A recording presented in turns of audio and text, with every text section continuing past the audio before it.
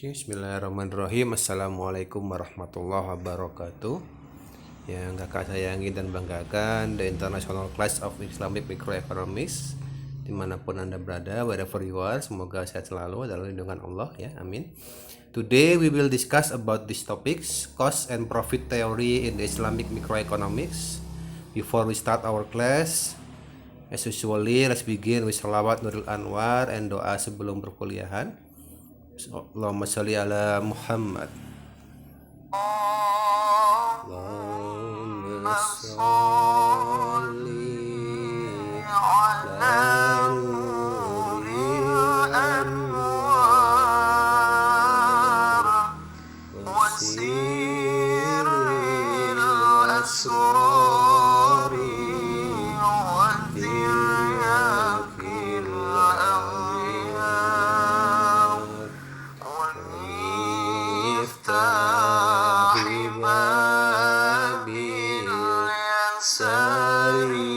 Sayyidina wa maulana Muhammadin wa alihi al-athhari wa ashabihi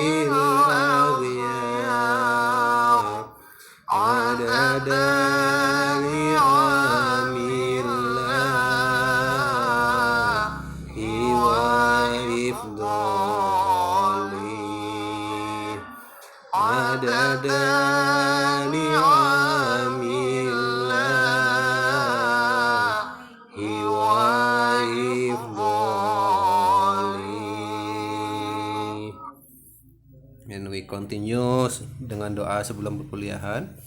Syafaati Rasulullah sallallahu alaihi wasallam, lahumul Fatihah.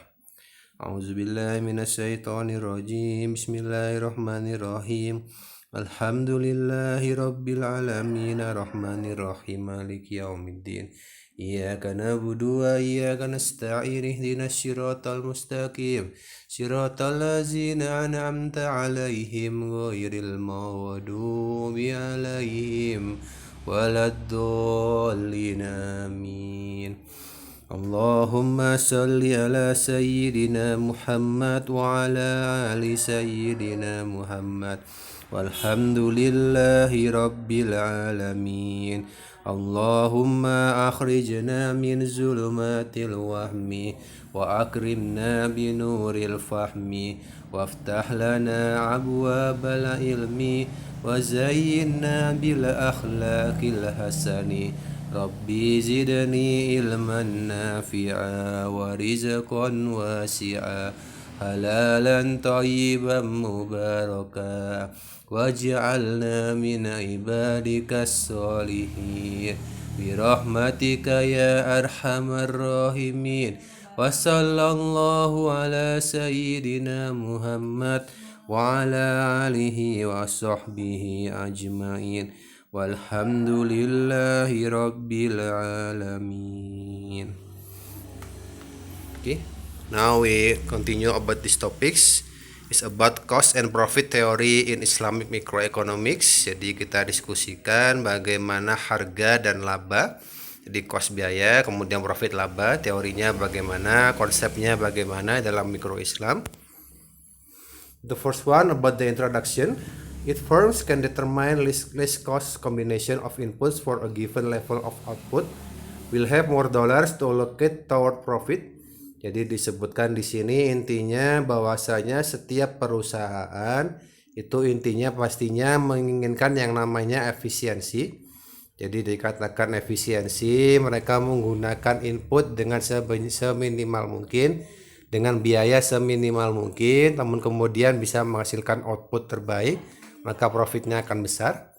Ya, maka dikatakan di sini will have more dollars to allocate toward profit.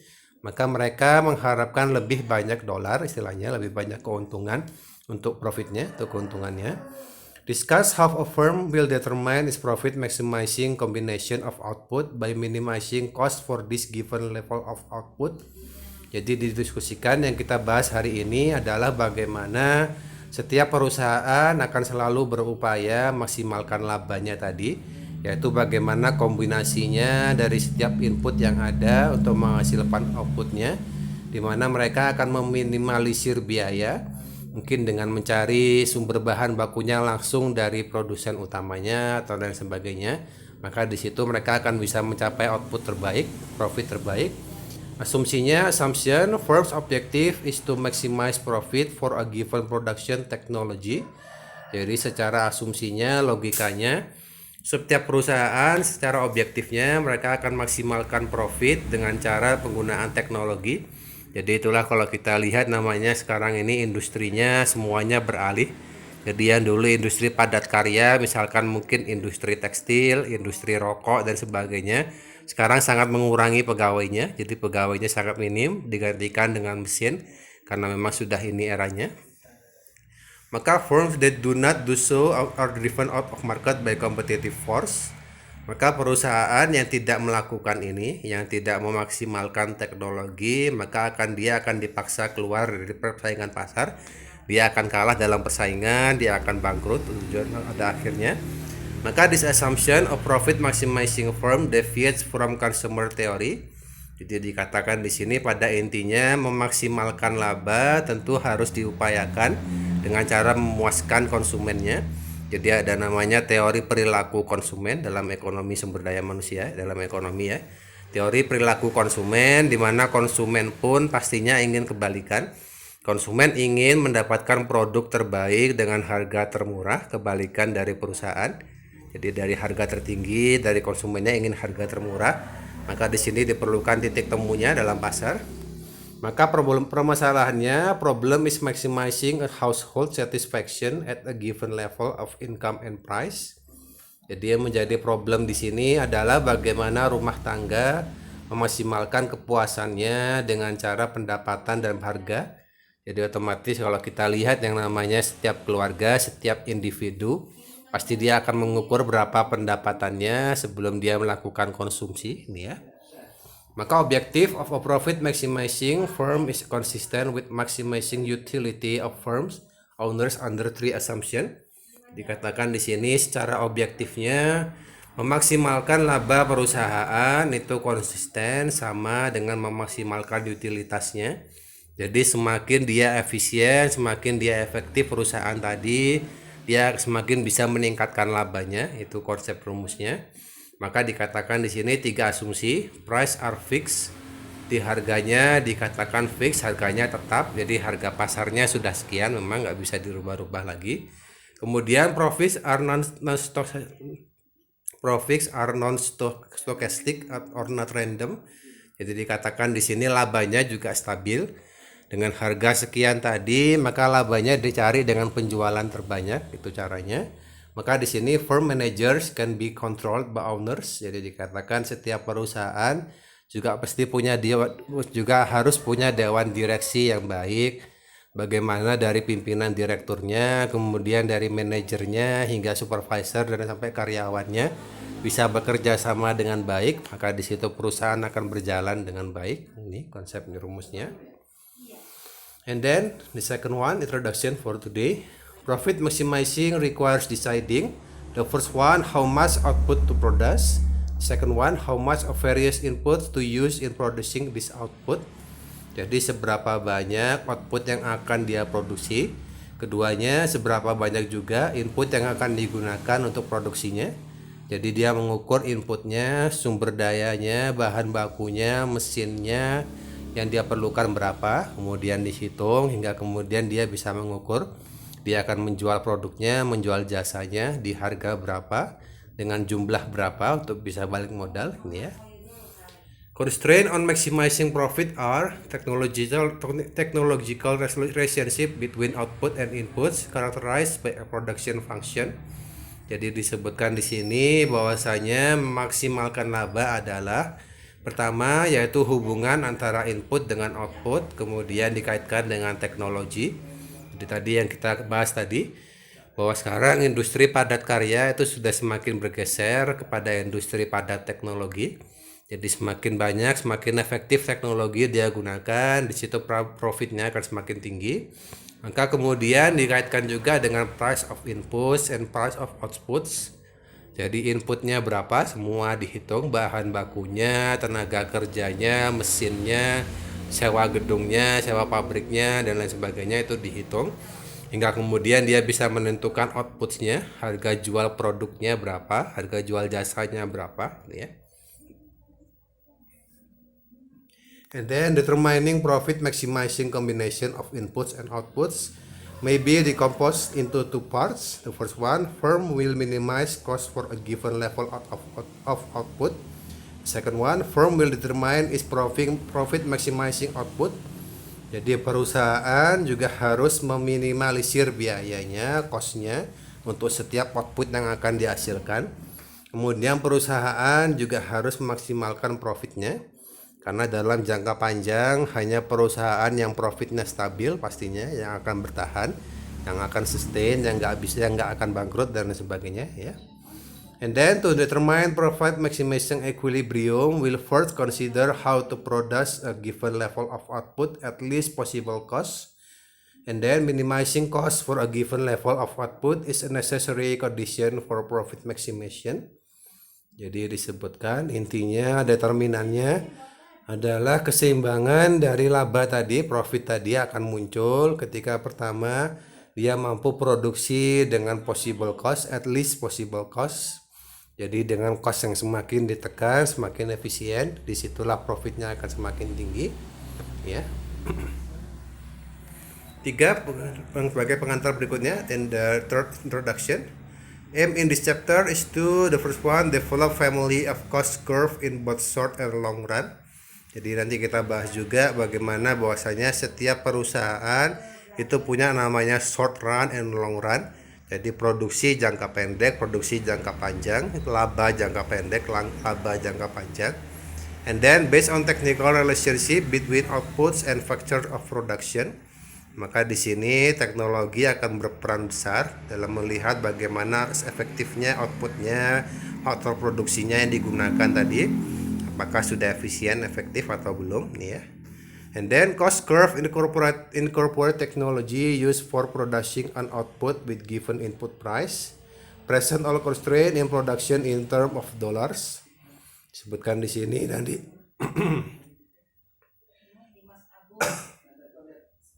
Akan ada beberapa kurva biaya juga dari perusahaannya tadi.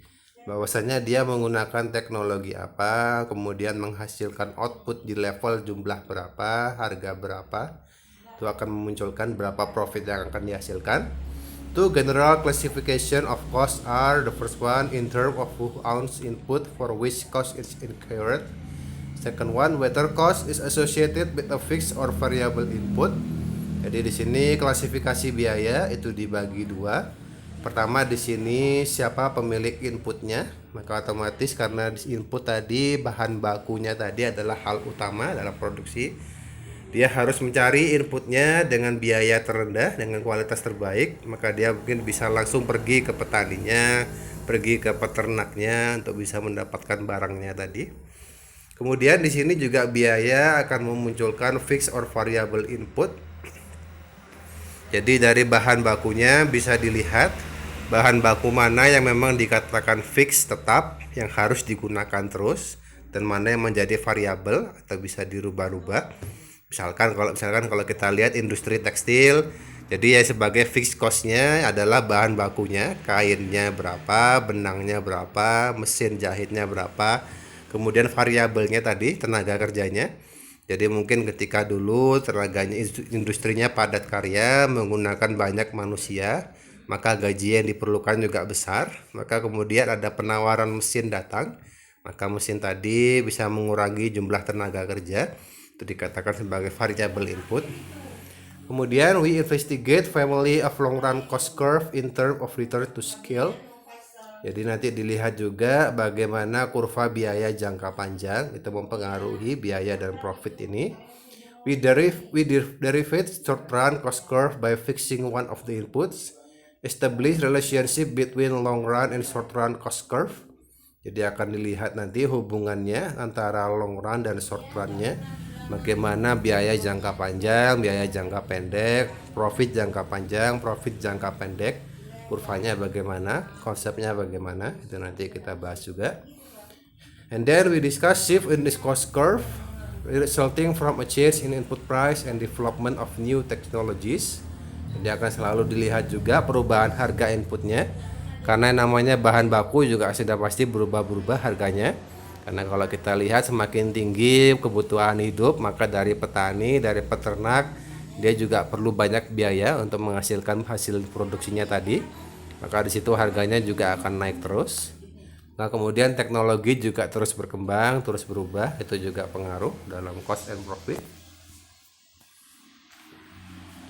Kemudian di sini classification of cost and profits to understand how firm determine their profit maximizing output and input. Useful to divide total cost and profit into a number of classification.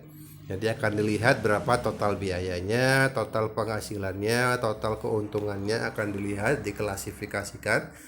Provide a structure for investigating how a firm's cost and profit vary with its output. Given the structure, we can determine outputs and inputs that maximize profit. Jadi melihat hal ini, maka nanti bisa dilihat juga bagaimana efektivitasnya antara input dan output. Oke, jadi di sini mengenai cost, yaitu biaya, ada dua hal, yaitu explicit and implicit cost. Pertama, firm's cost of production involves inputs firm purchase in market, such as additional labor or additional capital equipment. Jadi dikatakan di sini yang namanya biaya produksi perusahaan itu menggambarkan dua hal. Pertama di sini bagaimana inputnya di pasar, harga inputnya, harga bahan bakunya di pasar. Maka bisa dilihat di sini pengaruhnya mungkin dari tenaga kerja yang digunakan atau additional capital. Jadi dari modalnya mungkin ditingkatkan sehingga dia bisa beli teknologi terbaru, maka harga jual bahan bakunya tadi bisa semakin murah, itu juga terjadi. Maka input firm already owns such as owner labor, land or equipment. Jadi disebutkan di sini bahwasanya yang namanya input itu selalu menggambarkan beberapa hal. Jadi di sini seperti tenaga kerja yang digunakan, lahannya, tanahnya yang digunakan, apakah mungkin tanah sendiri ataukah sewa, kan beda biayanya. Kemudian equipmentnya juga beda, jadi barang-bahan tambahan yang diperlukan. Kemudian tadi selain explicitnya ada juga yang namanya explicit cost or expenditure cost. Jadi di sini cost of employing additional inputs not owned by firm. Jadi di sini disebutkan bahwasanya ini biaya yang munculnya bukan dari perusahaan itu sendiri tapi dari luar. Contoh kalau kita lihat di Indonesia kan ada namanya pajak, ada retribusi dan lain sebagainya. Jadi itu juga harus dihitung oleh perusahaan agar dia bisa semakin efisien dalam berproduksi. Maka di sini disebutkan includes all cash or out of pocket expense incurred in production. Jadi termasuk semua biaya yang diperlukan, apakah dari biaya produksinya tadi, apakah dari pajak yang diminta dari negara, dan sini kemudian dikeluarkan untuk pemerintah tadi ya. Kemudian accounting cost for purchase inputs whether they are fixed or variable. Jadi biaya tadi juga bisa dilihat apakah dia termasuk biaya yang fixed cost, biaya tetap, ataukah biaya variabel. Kemudian berikutnya kalau dibandingkan dengan satunya yaitu implicit cost. Implicit cost also called non-expenditure, impute, or entrepreneurial cost. Cost charged to inputs that are owned by firm. Jadi kalau implisit ini biaya yang memang pastinya dikeluarkan dari hasil produksinya. Jadi berapa jumlah biaya produksinya tadi dihitung semua. Maka disebutkan an opportunity cost of using an input in production of a commodity. Jadi berapa biaya yang diperlukan untuk memproduksi barangnya tadi, produksi jasanya tadi, bahannya tadi. Loss in benefit that could be obtained by using this input in another activity. Jadi kekurangan efisiensi dalam hal ini dalam jangka panjang akan pengaruh pada profit perusahaan. Kemudian owner of firm also have implicit cost associated with time devoted to a particular production activity. Jadi dari pemilik perusahaan juga wajib melihat biaya implisitnya berapa. maka kemudian dia bisa melakukan aktivitas produksinya dengan lebih efisien, lebih efektif. Berikutnya, nah, selain biaya implisit dan eksplisit, nanti di total muncullah namanya total cost atau TC of a particular production activity. Jadi total dari semua biaya tadi, biaya implisit dihitung, biaya eksplisit ditambahkan, maka muncullah namanya total cost. Maka berikutnya tadi mengenai biaya juga ada dua hal. Jadi selain implisit dan eksplisit, ada juga konsepnya fixed and variable cost. Jadi di sini cost can also be classified according to whether they are.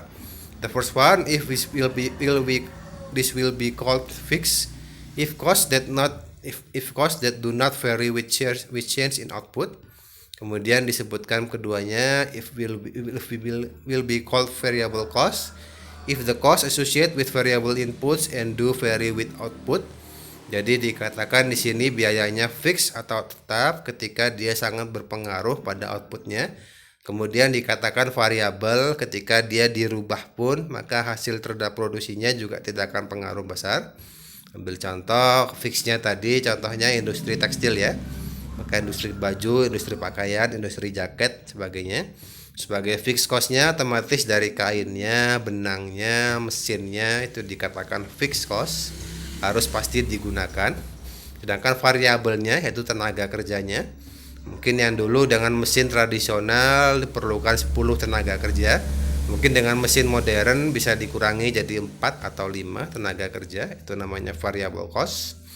Kemudian explicit and implicit cost may contain both fixed and variable cost. Jadi yang namanya biaya implisit dan eksplisit itu juga bisa masuk ke dalam dua hal ini. Bisa masuk pada fixed cost, bisa masuk variable cost. Maka tadi sama, total cost is sum of fixed and variable cost. Jadi total costnya, biaya totalnya adalah jumlah kesemuanya ini. Berapa biaya tetapnya, berapa biaya variabelnya dijumlahkan, maka ketemulah total cost. Maka di sini ada ilustrasinya, figure 8.1, how total cost may be decomposed. Dikatakan di sini the make up of total cost in the short and long run. Jadi namanya short run itu produksi dalam jangka pendek. Mungkin untuk produksi bulan ini, produksi bulan depan dia butuh apa saja. Maka muncullah di sini variable and implicit cost, fixed and implicit cost, fixed and explicit cost, variable and explicit cost. Jadi tadi kan dua ya. Ada namanya implicit dan explicit, ada variable dan fixed, maka muncullah bentuk diagramnya seperti ini. Sedangkan kalau dalam long run hanya ada variable and explicit cost and variable and explicit cost. Jadi yang namanya fixed cost dalam jangka panjang itu enggak ada. Karena kalau kita lihat dalam jangka panjang semua biayanya bisa berubah, bisa naik, bisa turun. Maka semuanya dihitung sebagai variable cost. Ini ya bedanya. Oke, kemudian kita bahas about profits. Define profit as normal is about minimum total return to the input necessary to keep a firm in the given production activity, also called necessary, ordinary, or opportunity cost profit. Jadi dikatakan profit ini dikatakan profit yang normal, laba normal, yaitu dari total minimumnya, total minimalnya dari hasil yang dihasilkan tadi. Jadi seberapa banyak kemudian dihasilkan, dia jual, terjual berapa, maka muncul profitnya di situ. Maka dikatakan profit normal is equals with implicit cost. Jadi dikatakan profit normal itu, laba normal ini sama dengan biaya implisit. Dan sebaliknya ada namanya pure profits is total return above total cost. Jadi kalau tadi namanya normal profit itu berkaitan dengan variable cost, kalau pure profit dengan total costnya, also called economic profit. In the short run, possibility of earning a pure profit exists, but firm will only earn a normal profit in long run. Jadi yang namanya perusahaan itu sudah pasti kepinginnya dia sustain dalam jangka panjang, dalam puluhan tahun, ratusan tahun, bisa diteruskan anak cucunya itu ya. Maka kemudian disebutkan profit itu diharapkan long run, jadi sustain dalam bertahun-tahun pun akan selalu ada konsumennya, akan ada pembeliannya. Maka disebutkan in long run firm have ability to enter or exit an industry will not operate at a loss or earn a pure profit. Jadi dalam jangka panjang perusahaan punya kemampuan untuk keluar atau masuk dalam industri tadi, karena kalau kita lihat namanya industri, namanya perusahaan selalu punya persaingan. Hanya perusahaan yang bisa efektif, bisa efisien, bisa menghasilkan produk terbaik di harga terbaik yang akan sustain dalam jangka panjang. Maka disebutkan kemudian ada tabel berikutnya, tabel 8.1, ilustrasi determine of pure profit. Ya. Jadi di sini oke, kita lihat sedikit mengenai tabel ini. Jadi ini sebagai ilustrasi aja. Fixed cost-nya berapa, variable cost-nya berapa. Jadi disebutkan explicit and explicit 100 400, kemudian explicit dari variable cost-nya 750, implicitnya 50. Maka total cost-nya semua 1.200.000. Maka kemudian dari total cost tadi, total revenue-nya 1 juta dolar disebutkan. Jadi dikatakan berapa jumlah penghasilannya. Maka pure profit-nya di sini masih negatif 200.000 dolar. Namun kemudian normal profit-nya terhitung 450.000 dolar. Oke. Maka berikutnya intinya kalau setiap kita lihat perusahaan itu selalu punya namanya untuk cost minimizing input choice. Jadi pilihan untuk meminimalisir biaya input yang diperlukan. We investigate cost minimizing approach for a given level of output under two assumptions. First, two inputs are used in production. The second, perfectly competitive input market exists. Firm takes input price as fixed. Jadi disebutkan ada dua input yang digunakan dalam produksinya. Misalkan mungkin produksi kue. Jadi dari produksi kue kan dia perlu gula, perlu tepung, itu dikatakan sebagai inputnya. Maka kemudian yang namanya kompetisi dalam pasar itu juga ada namanya persaingan sempurna. Jadi akan sangat banyak perusahaan yang bersaing di sektor itu, di jasa itu, di produk itu. Maka perusahaan akan selalu melihat berapa biaya inputnya. Jadi disebutkan biaya input as fixed. Jadi dia harus menetapkan dengan jelas dari awal berapa biaya input yang dia perlukan ini ya. Maka kalau dilihat kurvanya, about supply curve are horizontal and perfectly elastic. Jadi dari kurvanya selalu berbentuk horizontal dari kiri ke kanan. Jadi pengembangannya selalu seperti itu. Kemudian dikatakan juga elastis dari segi harganya, bisa berubah-berubah. Kemudian di sini cost theory in Islamic microeconomics. Jadi kita lihat di sini sedikit mengenai kurvanya, yaitu di sini ada beberapa garis. Yang warna biru total revenue, yang warna hitam ini total cost. Kemudian di sini total cost 1 plus bunga. Jadi kalau kita lihat dalam ekonomi Islam kan tidak ada bunga. Maka di sini ketika produksi dilakukan dengan konsep tanpa bunga, hasilnya akan lebih baik, terlihat di sini. BEP-nya akan meningkat, kemudian harganya juga akan meningkat. Maka di sini efisiensi perusahaan lebih muncul ketika dia menggunakan konsep Islam ini ya. Jadi intinya cost theory in Islamic microeconomics. Jadi bagaimana pandangan Islam, pandangan ekonomi mikro Islam mengenai teori biaya ini.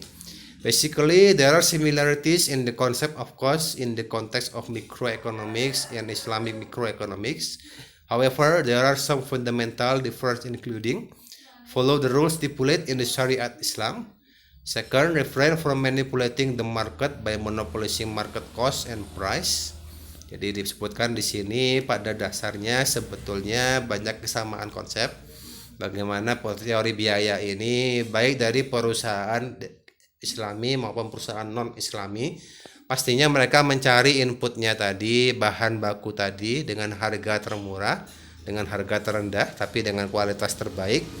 Maka dari situ dia bisa menghasilkan outputnya, produknya, jasanya juga dengan kualitas terbaik namun dengan harga yang termurah. Maka profitnya akan tinggi di situ. Namun demikian yang menjadi pembedanya adalah di sini kalau kita lihat tentu dalam mikro Islam harus mengikuti bagaimana syariat Islam yang kita bahas minggu lalu. Jadi halalan thayyibah. Jadi produknya, jasa yang ditawarkan harus yang halal, dari barang baku yang halal ataupun jasanya juga yang halal dan juga thayyib. Jadi selain halal juga thayyibah, jadi baik untuk penggunanya, baik untuk konsumennya. Maka kemudian juga dikatakan refrain from manipulating the market by monopolizing market cost and price.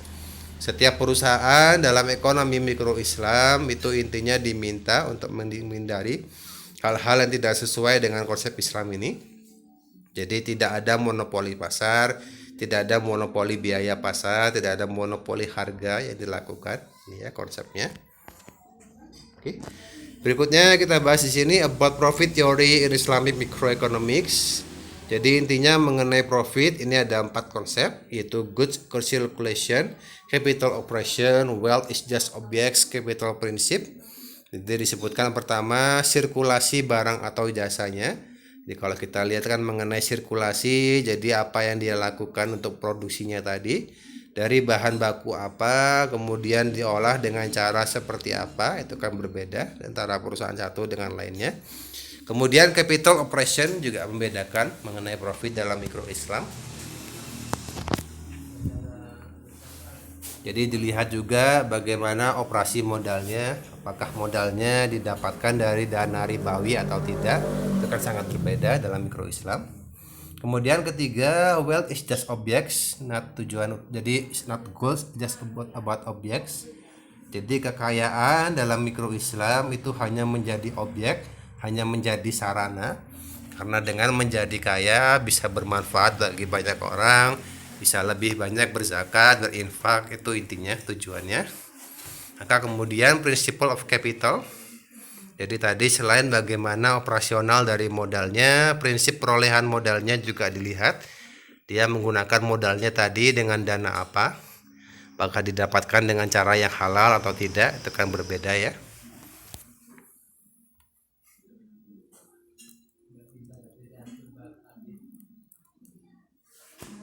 Oke, maka berikutnya kemudian kita bahas the basic of profit measurement Islamic microeconomics. Is about 5 concepts, taklif and muktaharah, al-muqabalah, the integrity of capital principle, profit made from transaction and distribution, and the last year-end value circulation. Pertama, taklif and muktaharah. Kalau kita lihat di sini yaitu interaksi dan resiko. Jadi kalau kita lihat namanya setiap perusahaan berdiri, dia pasti punya resiko. Apakah produk yang ditawarkan, apakah jasa yang ditawarkan tadi bisa stabil di pasar, stabil dalam permintaannya, stabil dalam profitnya. Itu dikatakan di sini kan resiko, tapi dikatakan juga ada interaksi. Jadi interaksi di sini bagaimana dia bisa mempengaruhi pasar dengan cara marketingnya, pemasarannya, dengan cara penawarannya, dengan cara yang baik, itu intinya taklif and muktaharah. Kemudian al-muqabalah yaitu bagaimana perbandingan jumlah hak milik pada akhir periode. Jadi kalau disebut al-muqabalah ini mungkin lebih pada konsep akuntansi syariahnya ya. Jadi bagaimana perhitungan di awal tahun dengan akhir tahun, berapa dalam satu tahun itu berapa jumlah yang dihasilkan, berapa biayanya, berapa keuntungannya, itu al-muqabalah ini. Kemudian the integrity of capital principle yaitu keutuhan modal pokok pada intinya. Jadi istilahnya di sini labanya tercapai secara utuh dari modal pokok. Jadi kalau kita lihat namanya ekonomi Islam itu kan berputar dari sektor yang real, dari jasa yang real, dari produk yang memang ada nih ya, bukan dari perputaran uang. Jadi dikatakan integrity of capital principle. Kemudian profit made from transaction and distribution. Jadi kita lihat di sini laba yang didapatkan itu berasal dari transaksi dan distribusi, yaitu dari jual beli barang dan jasanya ataupun distribusi barang tadi yang dimunculkan. Kemudian year-end value circulation, ini sama seperti al-muqabalah tadi. Jadi konsep akuntansinya, konsep perhitungannya dalam satu tahun, karena ini nanti hubungannya dengan zakat yang dikeluarkan, zakat yang wajib dibayarkan berapa, gitu ya. Jadi ini beberapa hal yang menjadi basic dari pendapatan, basic dari profit dalam mikro Islam. Oke, jelas. Cost and profit linkage. Jadi bagaimana sebetulnya hubungan antara cost dengan profit, hubungan antara biaya dengan laba. Basically, every producer wants to apply the Pareto optimum principle. It's about reaching as much profit as possible with the minimum cost. Jadi diharapkan tadinya intinya rumusnya Setiap perusahaan ingin mencapai konsep Pareto optimum. Jadi dia mendapatkan profit dengan setinggi mungkin, dengan minimum costnya tadi, dengan laba serendah mungkin ya. Jadi dia bisa menjual produknya sebanyak-banyaknya dengan keuntungan sebesar-besarnya, namun dengan dengan cost minimal mungkin, biayanya seminimum mungkin. What makes the difference is what method is used in its production. Jadi yang menjadi perbedaan utamanya adalah metode apa, cara apa yang dia gunakan dalam produksi barang jasanya tadi.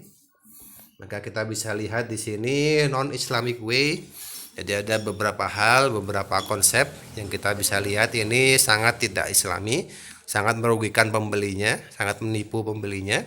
Contohnya di sini saus tomat busuk rasa kaki, muslihat gula rasa sabun, simalakama buah rasa kimia. Ini beberapa hal yang mungkin sering kita lihat di internet, di YouTube, di TV ya. Jadi ada beberapa pengusaha yang kemudian memproduksi barang-barang dengan bahan yang busuk. Ini misalkan tadi saus tomat busuk dari pepaya busuk, dari tomat busuk. Dibuatnya juga pakai kaki, diinjak-injak. Kemudian ada juga muslihat gula rasa sabun. Jadi gula-gula yang dipakai untuk minuman pinggir jalan itu juga hati-hati. Jadi kalau kita lihat dari kualitasnya juga kadang ada beberapa yang bermain curang ini. Jadi gulanya bukan dari gula pasir tapi dari Sunlight sabun cuci piring karena dikatakan sama manisnya. Kemudian simalakama buah rasa kimia. Jadi kita lihat buah-buahan di pasar saat ini itu juga banyak dari rekayasa kimia, dari suntikan dan sebagainya yang sebetulnya belum matang kemudian terpaksa untuk matang, terlihat untuk matang ya. Perbedaannya kalau kita lihat the Islamic way is about how Islamic microeconomics concept about profit and cost. Jadi intinya bagaimana semestinya profit didapatkan dalam ekonomi mikro Islam. Kita bisa lihat di sini contohnya pengusaha-pengusaha ini. Mungkin kita pernah makan, rasanya pernah makan, kalau di Malang sudah ada semua ini. Ini kita lihat di sini spesial sambal, warung stick and shake, bebek goreng Haji Slamet, ayam bakar Wong Solo dan warung-warung sebagainya. Ayam goreng nolongso misalkan kalau di Malang. Jadi kalau kita lihat kan ini contoh-contohnya. Pengusahanya mereka menawarkan produk terbaik dengan kualitas terbaik. Kemudian dia mungkin ambil profitnya sedikit aja, tipis saja dari hasilnya tadi. Maka dia menggunakan ayam terbaik, daging terbaik, bebek terbaik. Maka kemudian gak heran kalau dia bisa menjual produknya dengan jumlah besar. Maka kalau kita lihat juga orang-orang ini, para pengusaha ini, seringkali di internet, di Google juga mereka terlihat sering memberikan santunan, memberikan zakatnya itu. Orang-orang ini bahkan bisa sampai 50% dari keuntungannya itu disumbangkan untuk orang lain, disumbangkan untuk yatim piatu, disumbangkan untuk panti asuhan. Maka nggak heran kalau mereka kemudian bisa muncul sebagai pengusaha sukses, bisa buat cabang di 10 kota, 20 kota dan sebagainya. Ini yang terjadi ya. Maka itu intinya konsepnya, bagaimana perbedaan about cost and profit dalam ekonomi mikro Islam. Jadi bukan mencari profitnya yang dilarang, pastinya boleh karena setiap perusahaan, setiap perdagangan itu mencari laba, mencari keuntungan, itu hal yang diperbolehkan dalam Islam. Tapi yang menjadi pembedanya adalah apa cara yang digunakan. Apakah dengan cara-cara yang baik, dia menjual produk terbaik dengan harga terbaik, maka wajar kalau labanya tinggi, pembelinya sangat banyak, masyarakat suka akan produknya. Yang menjadi masalah adalah seperti contoh tadi ini. Di orang-orang ini menipu konsumen menggunakan produk yang buruk dengan barang baku yang buruk. Kemudian kalau dimakan konsumen hasilnya akan jadi penyakit. Tentu ini hal yang tidak diperbolehkan dalam mikro Islam. Oke, itu ya. That's about our concept today about cost and profit theory. Seperti biasa, as usually, if you have question, just write down in our WhatsApp group.